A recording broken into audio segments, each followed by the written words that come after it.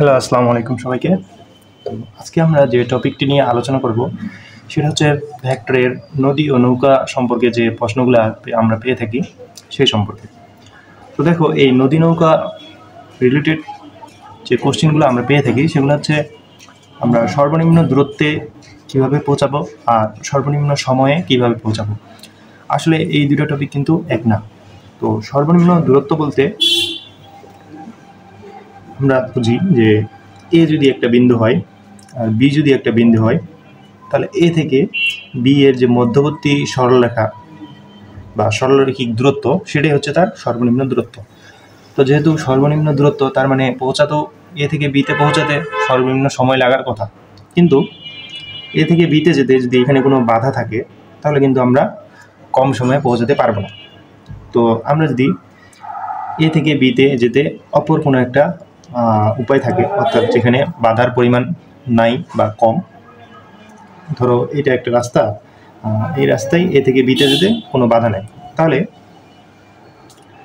এখান থেকে এখানে এ থেকে বিতে এই পাশ দিকে যেতে আমাদের সময় কম লাগবে ঠিকই, কিন্তু দূরত্বটা কিন্তু বেশি লাগতেছে। তাহলে আমরা এখান থেকে বলতে পারবো যে সর্বনিম্ন দূরত্বে পৌঁছানো আর সর্বনিম্ন সময়ে পৌঁছানো এক জিনিস নয়। তো আমরা নদী নৌকার ক্ষেত্রেও সেম জিনিসটা অ্যাপ্লাই করব। তো আজকে আমরা শুধু পড়ব যে সর্বনিম্ন দূরত্বে কিভাবে নদী পার হওয়া যায়। তো ধরো আমরা একটা নদীর টপ ভিউয়ে আছি। তো এখান থেকে যদি আমরা এই বিন্দুতে পৌঁছাতে চাই আর এই বরাবর যদি স্রোতের একটা বেগ থাকে ইউ, ঠিক আছে, তাহলে আমরা যদি এখান থেকে সোজা অপর প্রান্তে পৌঁছাতে চাই তাহলে নৌকাটা কোন দিকে রওনা দেওয়া লাগবে? এদিকে দিব, এদিকে দিলে এদিকে পৌঁছাবে। সোজা দিব না, কারণ সোজা দিলে এইদিকে পৌঁছাবে, কারণ স্রোতের বেগটা কিছুটা সরিয়ে নিয়ে যাবে। আর স্রোতের বিপরীত দিকে দিব না, কারণ স্রোতের বিপরীত দিকে দিলে আমরা এখানে পৌঁছাতে পারবো না, হয়তো এখানে কোথাও পৌঁছাবো। তাহলে আমরা একটা দিক দিয়ে রওনা দিব যেন আমরা এখানে পৌঁছাই। তো আমরা এই স্পেসের মানে মাঝ বরাবর রওনা দিব, ঠিক আছে। তো আমরা ধরে নিলাম যে এই বরাবর রওনা দিলাম ভি বেগে, আর সেটা হচ্ছে আলফা কোণে। তো এখানে বলা হয়েছে কোন দিকে রওনা দেওয়া লাগবে। তো কোন দিকে রওনা দেওয়া লাগবে মানে আলফা কোণে রওনা দেওয়া লাগবে, ঠিক আছে। এখন যদি আমরা সোজাসুজি অপর পারে পৌঁছাতে চাই তাহলে তার যে লব্ধি বেগ সেটা যদি আমরা ডাব্লু চিন্তা করি, তাহলে দেখো সবগুলো বেগের যদি আমরা আনুভূমিক উপাংশ নিয়ে থাকি তাহলে দেখো ডাব্লু যেহেতু সোজাসুজি, তো এখানে ডাব্লু এর কোণটা হবে 90 ডিগ্রি। অর্থাৎ আনুভূমিক উপাংশ নিতে গেলে আমরা পাচ্ছি W cos 90 equal to V cos alpha plus you cos 0। তাহলে কস 90-র মান যেহেতু 0, তো ওই জন্য এখানে 0 হয়ে যাচ্ছে পুরোটাই। তাহলে v cos alpha plus you cos 0 মান 1। অর্থাৎ আমরা বলতে পারবো যে cos alpha v cos alpha equal to minus u, অথবা cos alpha equal to minus u by v. অতএব alpha equal to cos inverse minus u by V.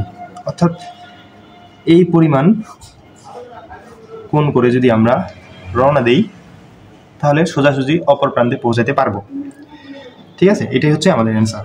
তো এখন কথা হচ্ছে, যদি স্রোতের বেগটা নৌকার বেগের থেকে বেশি হয়, অর্থাৎ ইউ এর ভ্যালু যদি ভি এর থেকে বেশি হয়, তখন কি হবে?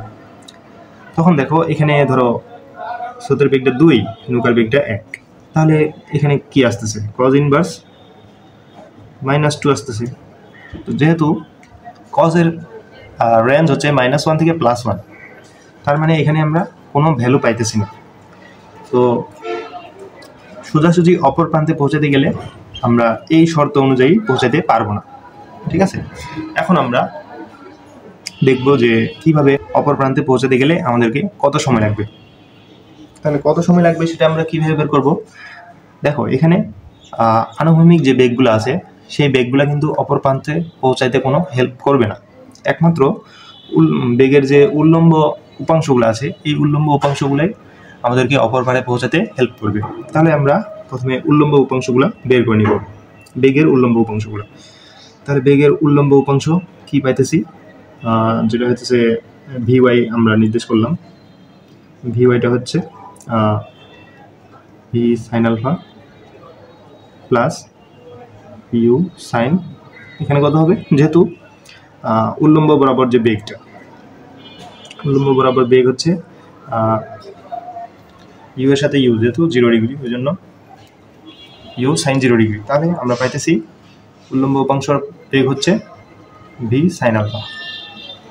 এখন দেখো নৌকাটার প্রস্থ হচ্ছে D.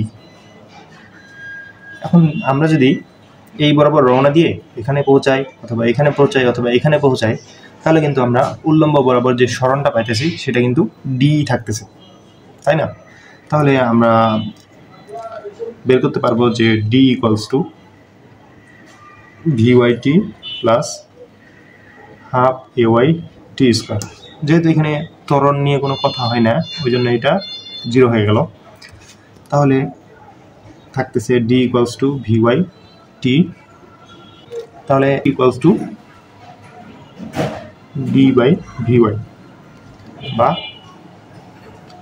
T equals to d by v sine alpha.